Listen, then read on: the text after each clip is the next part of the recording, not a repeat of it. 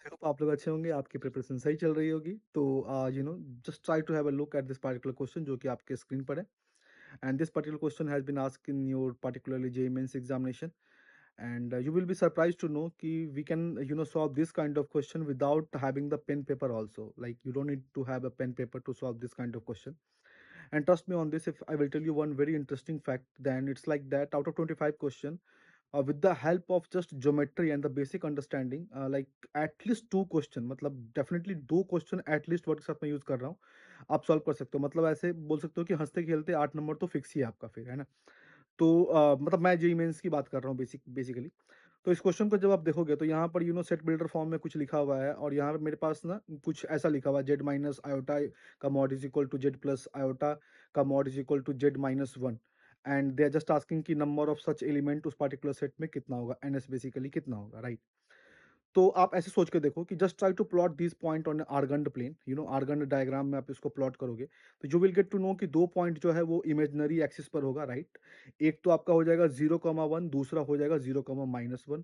और वो जो वन वाला पॉइंट है, Z-1 वाला पॉइंट, वो आपका रियल एक्सिस पे राइट हैंड साइड में आपको वो दिखेगा, राइट। तो you have basically 2 point on the imaginary axis, 1 point on the real axis, just join all this point and you will gate A particularly triangle. तो आप खुद सोच कर देखो कि ट्रायंगल बेसिकली आपको फॉर्म हो चुका हुआ है, right.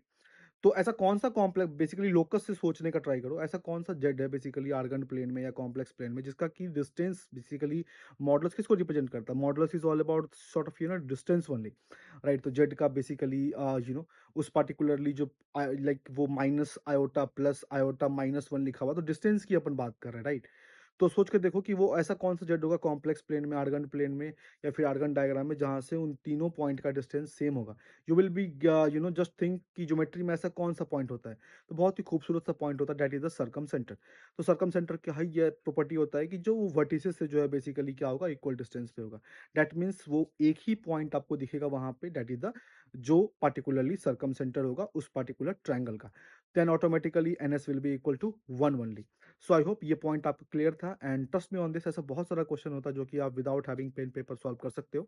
I will be having a lot of similar kind of content in this particular channel. So if you are watching this video for the first time, so please share this with your friends also, ताकि उनको भी पता चले कि something is we can solve this question by this method also. And you have not subscribed this particular channel, and if you're watching for the first time, please do consider to subscribe this channel. And thank you so much, and have a great time ahead. We'll see you in the next video. Thank you.